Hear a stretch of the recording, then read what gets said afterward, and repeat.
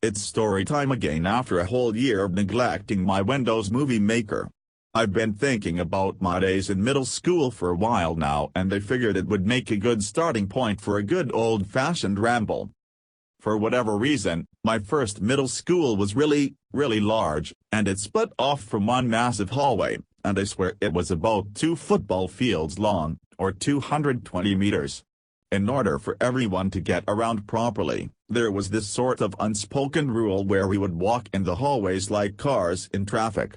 Everything seemed so orderly during passing periods, which was important since we only had 5 minutes to get from point A to point B, and in my case, that involved running from one side of the school to the other multiple times a day. When you had the chance to slow down and take a look at what it's like during class, the place turns into a giant stage that hosts an interesting cast of characters. Most of the time it's empty. It looks like an abandoned mall when nobody's there, and the place is so deathly quiet that you could genuinely hear a pin drop. Even if you weren't close enough to hear it, the echoes the sound would make would still reach you. It makes the sounds anybody makes that much louder.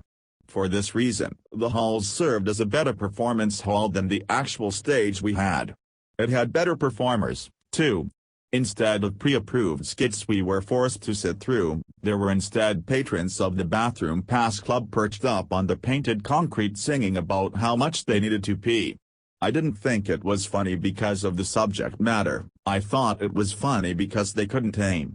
I learned that the hard way when I brought shoes that had Dwight on the bottom to school. There was a bathroom near the gym that also suggested people couldn't aim their number 2 in there, either. It constantly looked and smelled like someone made some terrible version of chocolate pudding and smeared it all over the walls, stalls, and even the urinals. It was the standard affair for the longest time, and I thought nothing of it. It made the transition to my final middle school all that much easier because the same things happened there. I figured, how can things get crazier than people smearing shit all over the walls and singing about it? The answer was moving to an entirely different state and having everyone greeting you by name as you walk into a room that you're not even sure you're supposed to be in. I don't think I'll ever forget the unsettling feeling of having everyone's eyes on me the way they did that day. That paled in comparison to what happened sometime afterwards. The year started with me joining a tightly knit friend group that one guy had made, and I ended up fitting in quite well with them as they went about doing their thing. It ended up consisting of a man who sexually identifies as a mudkip, a dog, a Russian-obsessed future brony, a couple of weeaboos and, of course, this motherfucker right here. We contended with quite the diverse crowd, and the hormones running through all the students only gave everyone an excuse to act extreme, and extreme they were.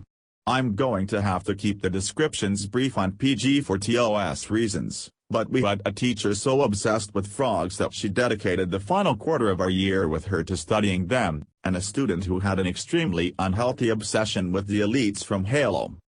But then there was me. The newcomer.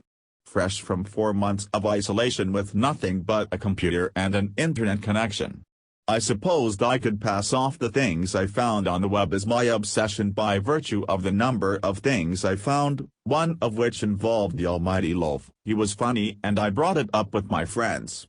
They found it funny too, so I made more jokes about it.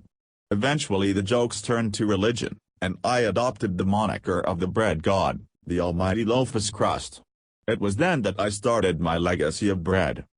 It was short-lived but wildly fun, and apparently to this day garners me some fame amongst mutual associates of mine. Granted, for a person who basically created the Church of the Flying Spaghetti Monster without knowing it existed, I think I did pretty good up until I started running out of ideas for our religious book, The Bread Bull. The church itself never really manifested in real life, but we had a Satan-themed bread church who we sparred with and got our own website as a tribute, which is still up and running to this day, link in the description. I ended up passing the title officially to another person and called it quits sometime after that, since we thought the joke was kind of getting old. Ever since then I've been more focused on shenanigans on a smaller, more personal scale because I'm not that dedicated to the things I do. I might as well stop here since there's really not much to talk about beyond that point, But I guess I should mention that I now have a Discord. Feel free to join me on there if you want to engage in some with me. Unheard of, I know, but I do what I want.